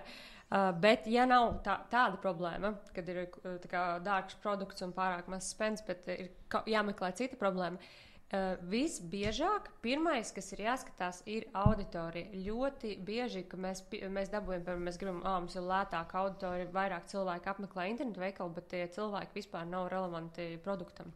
Latvijā tā nav problēma, jo tur pāris tūkstošiem var visu Latviju sasniegt. Jā, bet saprast to domu. Un tad ir tā, citreiz ir jāpamaina reklāma pati par sevi, jo viņa neuzrunā īstu auditoriju. Viņa pirms tam strādāja. Roza bija tur crazy. Cik ilgi viņš bija crazy? Nedēļa. Jā. Un tad jau. Tad tas vienkārši ir, kad reklāmas bija labas, viņas vienkārši dabīgi nomira. Tad jāliek jaunas iekšā, bet tad, kad tā notiek, tad, ja parasti tā notiek, tad tas ir vienkārši kaut kas lapā ir noticis. Ja viss lapā strādāja. Vai atsauksmes, vai viss kaut kas. Ja viss strādāja, ja viss strādāja un pēkšņi performance krīt, maksājuma sistēma. Pirmais, ko es pārbaudu. Maksājuma sistēmas biežāk atsakās. It īpaši Skandināvijā. Klarna pēkšņi, adios amigos. Tā kā Shopify payments īstenībā tagad kaut kāpēc Skandināvijā sāk gļučot. Tā kā es nezinu. Gļučīt? Jā, es nezinu, kas notiek. 50% cilvēkiem nepieņem paymentus pēkšņi. Tas ir šonedēļ noticis. Es nezinu, varbūt salabosies, bet kaut kas notika, es nezinu. Un tad atkal tavs performance marketing jāuzņemas atbildīgi. Jā. Nē, zin kā, tāpēc mēs neskatāmies, tā kā Jonas teica, mēs esam partneri, mēs neskatāmies adekauntā, šodien ir slikts rezultāts. Es zinu, ka reklāmas ir super, viss strādāja, bet kaut kas ir nobrucis, tad mēs meklējam tālāk. Ja tur viss ir kārtībā, tad citreiz ir jāpaskatās. Reāli Shopify ir iespēja iet paskatīties, kurās dienās pērk, kurās nepērk. Amerikā ļoti izteikti brīvdienās pērk, darbdienās nepērk. Tā ir Amerikā, jā, Jā. kad brīvdienās tieši Jā, atnāk jā. budžeti vislielākie tieši uz brīvdienām. Jā, mēs vienmēr dubultojam budžetu brīvdienās. No, klausās, Sākot no pārdod piekdienas. Amerikā. Jā. Bet tad, kad ceturtdien, piekdien jau mēs ceturtdien jau sākam, jo tu nevari vienā dienā uzlikt. Jā, tā kā, jā, tu jā. gradually uzliec. Un tad, bet, piemēram, Eiropā, Latvijā, pirmdienas, otrdienas. Pirmdienas, jā, es to pilnībā piekrītu. Jo no savas pieredzes vienkārši brīvdienas es vairs nelaidu kampaņas vispār. Es vienmēr, ka mums bija veikals, mēs redzējām, ka mums ļoti daudz iepērk cilvēku no vidu. Un tad mums bija teorija, ka cilvēki aiziet uz aiziet uz darbu. Pirmais, ko dara, viņš brīvdienās kaut ko paskaties, attaisa vaļā darbiņā datoru un pirmais, ko dara, iepērkās. Nē, es skatījos to tā, viņš brīvdienās atpūšās un neiepērks, un darbdienās viņš nevis strādā, bet iepērkās. Jā. No sērijas sēž feisīti un skatās. Parastais Latvijas. Yep. Ok, labi. Paņemam nākošo scenāriju. Tātad skēlošanās citām valstīm. Tad produkts strādā Latvijā un Lietuvā, bet grib iet, nezinu, tur uz Skandināviju, Vāciju, Nīderlandu, tāds, kur tādu eksportējuši diezgan ok.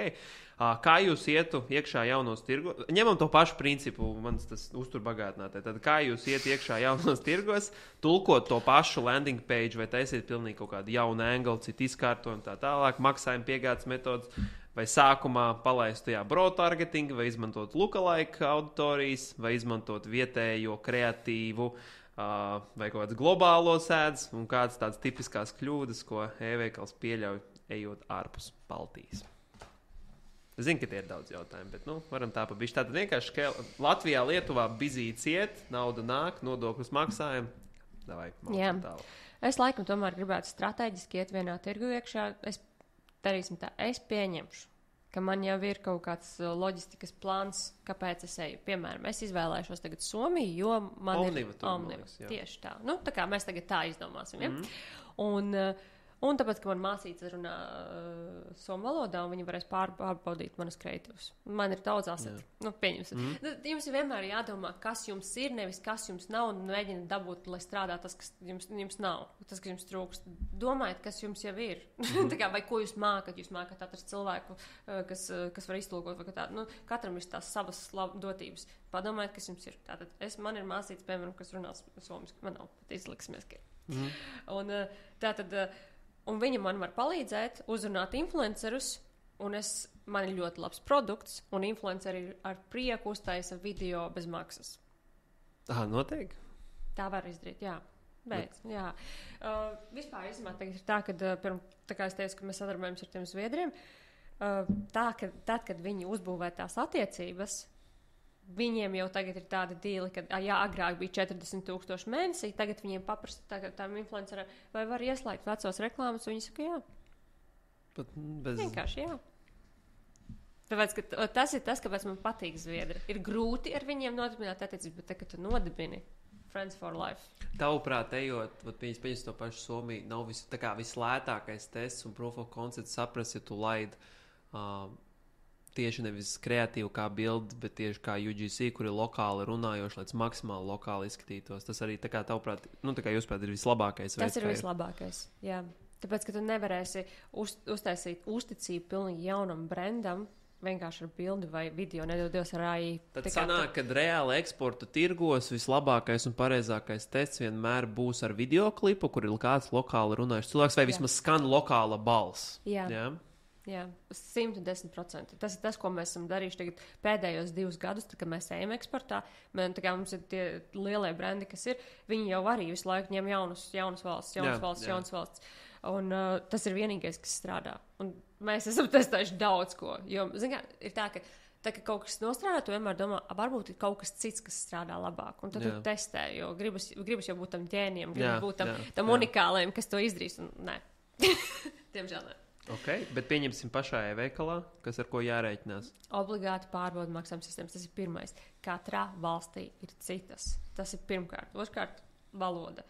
Valodai ir jābūt ļoti labai. Lai tu gribētu, vietējā valodā. Īpaši, ja mēs runājam par uzturu bagātātājiem. Tur jau var lokāli tie PVD rakstīt jau. jā, un uzturu bagātātāji ir tā, ka pirmkārt tev jāpārbauda, vai tu viņus var, ko es nepateicu, kurās valstīs tu drīkst viņus tirgot. Tur arī ļoti daudz regulas. Jā, ir produkti, kur kaut kāds ICO vai kaut kādas tos certifikātus un vēl kaut ko. Jā.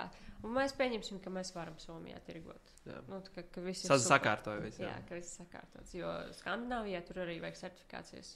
Jā, ļoti. Ok, tad sanāk valoda, pareizi ar lokālu cilvēku pārieta pāri. Tā ir piegādes metode, ko atpazīst un saprot tajā valstī. Tā ir maksājuma metode. Stripes, pieņemsim, viņš ir worldwide. Viņš tā kā ir izplatīts. Visur, ja mēs skatāmies Eiropu, Ameriku, viņi jau tā pieņem. Protams, Klārne ir tā, kas ir tāda konversija lielāka, vienmēr būs ar Klārnu. Kāda ir pieredze jums tieši latviešu uzņēmumu Klārnu pieslēgšana? Jo patiešo Klārnu jau nevar pieslēgt, caur Stripe jāiet. Ja godīgi, es pati nekad neesmu slēgusi, bet ir tā, ka es nezinu, ko viņi dara, bet tiem klientiem ir visu laiku nenormālas problēmas ar verifikācijām. Klārna regulāri viņiem prasa pārverificēt. Klārna vispār, man liekas, bankrotiet ar to buy now, pay later. Zināt, ka viņiem tas 180 miljonu parāds tur. Jā, un Klārna, kas vēl bija? Bija vēl viens kaut kāds Skandināvijā, ko tagad izmanto. Ir daudz, ir Shopify payments labā lieta, kad tur lokālās valūtas populāras lielās valstīs ir iekļauts. Ir Ideals, kas ir Nīderlandē, man liekas, viņi tā sauc. Norvēģija ir tas VIPs. Bet zini, kas ir, ko es nepieminēju ar Klārnu, kad līdz šim, es nezinu, varbūt tu zini, bet līdz šim nevarēja viņu uzlikt tā kā, piemēram, Somijai un Zviedrijai, katram ir savs profils, tad tev ir savus storus. Tu nevari viņu piekonektēt vienam storam, tā kā katrai valstī. Nav Skandināvijas kontekstā. Jā. Un tāpēc bija jādublicē stori. Tāpēc, ja mēs runājam par Somiju, tad Stripes būs pirmais. Bet tiešām pārbaudiet, lai jums nav kaut kādas maksājuma sistēmas, ko viņi neizmanto. Tā ir lielākā tu redz kļūda. Kaut kādu latviešu, nezinu, Citadel, Svetbanku uzreiz. Jā, okay. Jāpārbauda tas. Un lookalikes nelaižam. To neaizmirst. Aizmirst piebilst. Paskaidro? Lookalike, interesants jautājums tas bija, bet, principā mēs ikdienā vispār vairs nelaižam lookalike auditoriju kampaņas.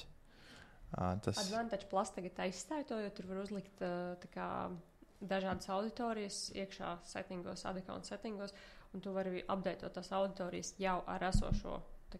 Bet ir triks, ir tā, ka ir Capī, bet tev arī jābūt ir browser pixelam, abiem diviem. Tad viņš strādā vislabāk. Nav tā, ka tikai Capī jābūt. Kādreiz, es nezinu, tā mums bija tā kompānija, kas pa vidu Facebook lika izmantot, tad viņi teica, ka tikai Capī jābūt muļķības. Mēs tikko bijām Meta eventā, un viņi arī apstiprināja to, ka ir jābūt abiem diviem. Kas ir tie, varbūt, kas klausās, kas ir Capī, kad, par ko mēs runājam? Conversion API, kad dati tiek padoti caur serveriem. Jā, tā kā tu savieno savu Shopify veikalu. Kāpēc jūs to nezināt, iespējams, jo Shopify ir ļoti labs, tev nav jāatškrājas ar viņu. Viņš tur pāris klikšķiem to visu tavā vietā izdara. Tad, ja jums būtu, es nezinu, kaut kāda kodēta lapa, tad jūs zinātu, ko tas nozīmē un cik grūti to ir instalēt. Tātad meklējam lokālu, tātad ir attiecīgā valoda, attiecīgā valūta, mums ir pareizās piegādes metodas, pareizās maksājuma metodas, lokāli cilvēks, kurš pāriet pāri un pārlasa, viss tiešām ir korekti. Reklāmu testējam, broad un vislabākā kampaņa veids, ko notestēt, ir lokāli runājošs cilvēks, kas runā tajā valodā, vai arī skaņa, kas runā viņu valodā. Pareizi apkopojums, ja? Yes. Super, un tad pēdējā aģentūras izvēle. Kam pievērst uzmanību? Tātad esmu D2C zīmols, tas pats, jā. Meklē aģentūru, visu soli roši 4+, ko ņemt vērā. Kā var atšķirt aģentūru, kas zīmē ciparus un tās, kas saprot biznesu, jā. Kādiem jautājumiem jābūt man kā klientam pirmajā zvanā, cik daudz datu jums vajadzētu pirms jūs vispār sākat, vai vispār varat palīdzēt, un kā jūs veidojat sadarbību, vai testa periods, vai uzreiz performance-based modelis.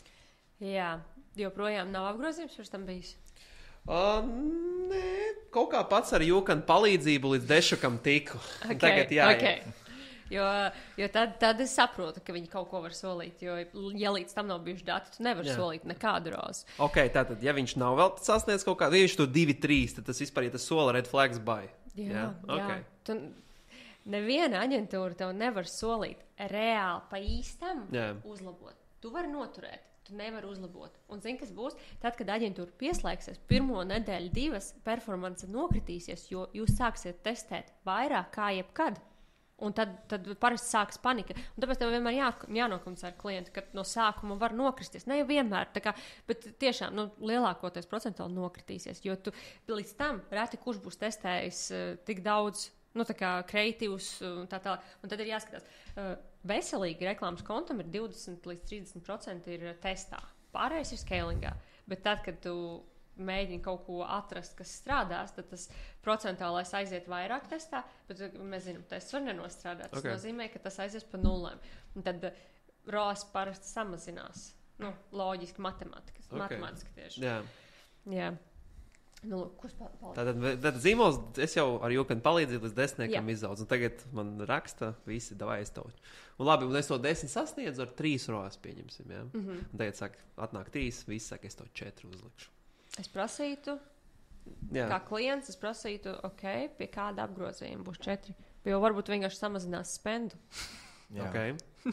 Jo tā var izdarīt. Jā, un tad īstenībā es šeit gribu iestarpināt jautājumu. Tu man ļoti labi punktu pacēli. Bieži vien ir tā, ka tu esi kaut kādu labāko ROAS, nezinu, tur 6 sasniedz 7, un tad tu sāc skēli, tu skēli, saprot, matemātika viss make sense, un palielinot budžetu, ROAS krītās. Kas ir tās lietas, ko tas praktiski nozīmē un kas ir jādara, vai tas rēveikala ziņā, vai datos, respektīvi nekvalitīvāks trafiks sāk nākt iekšā, kas notiek, kāpēc palielinot bieži vien budžetu ROAS sāk kristies? Jo apjoms palielinās. Tas ir normāli. Tā kā mums ir tik daudz reāli pircēji, tik cik viņi ir, un tā arī būs. Tu saki, tas nekvalitatīvāks trafiks, tas ir tā relatīvi. Vienkārši viņš ir lielāks apjoms.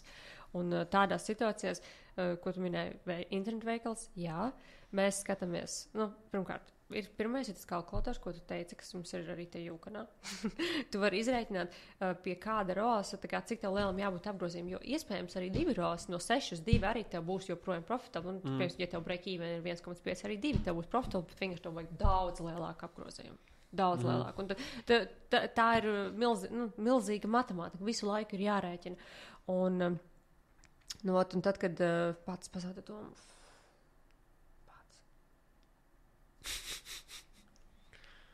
pasties savu nagu. Aizlūdz nags.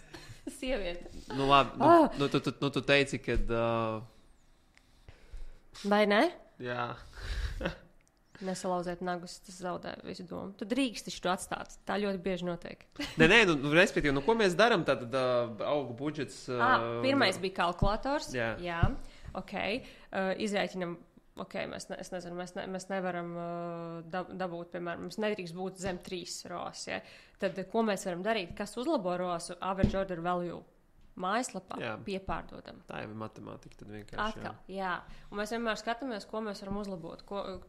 E-pasta mārketings. E-pasta mārketingu pieslēdzam papildus. Vairāk kampaņas lēžam. Vairāk kampaņas lēžam. Jo pie lielāka apjoma tev būs daudz vairāk loģiskāk sūtīt tos e-pastus. Tev daudz vairāk aseti būs, tev būs daudz vairāk... Organiskais mārketings beidzot būs loģisks, jo kamēr tev neviens nezina, tev nav jēga likt katru dienu tur postu. Pēc tam tev būs klientu bāze, tev būs fanu pulks, sekotāji. Jā, tad tev būs loģiski to turpināt darīt. Jā. Jā.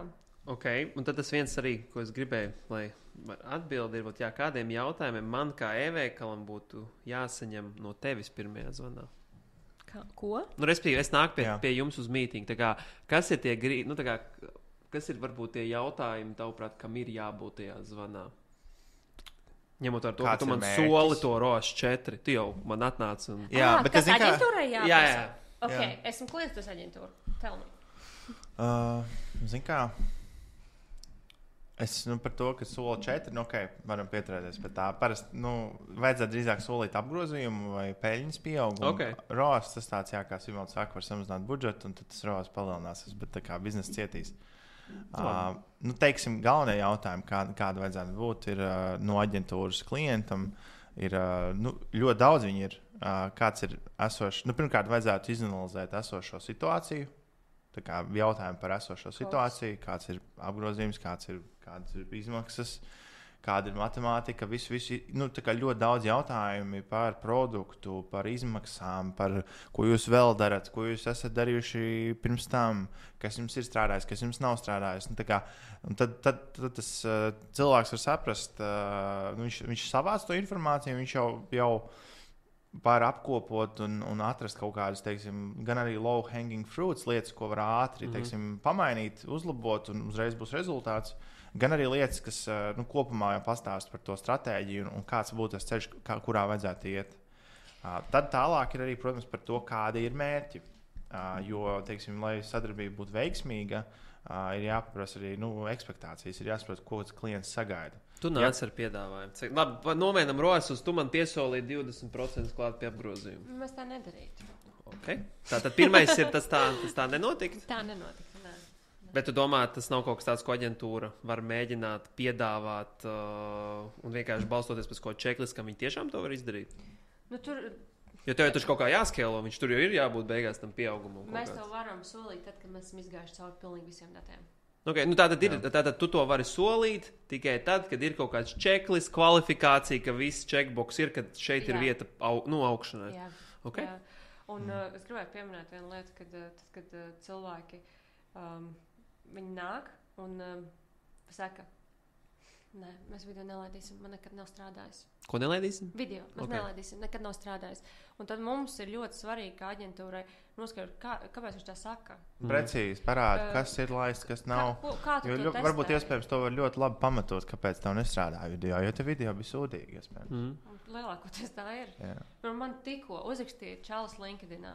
Es gan arī sastrīdējos ar cilvēku, kas man piedāvā pakalpojumu. Kur tu nepazīsti? Un es viņam gribēju palīdzēt. Es saku, super, es to pat nolasīju. Tagad viņš nāca sakot savu piedāvājumu tev, tā kā savu service? Jā, un es apskatos, un tas video vienkārši šausmīgs. Bet tā kā kāds service bija video filma? Video edits, jā. Video edits, SMM vienkārši tur. Okay. Un es uzrakstu, kā super, es ļoti novērtēju tavu apņēmību. Tā kā man prieks, es tev iesaku nomainīt portfolio video, jo viņš ir ļoti neprofesionāls. Un, tā kā, ja tu gribi uzrunāt aģentūras un profesionāli šajā jomā, es tev ieteiktu tiešām nomainīt materiālu, ko tu prezentē. Un lai tev izdodas, un es necenšos tev kasīt, es tiešām gribu, lai tev sanāk. Jo jauns čalīts.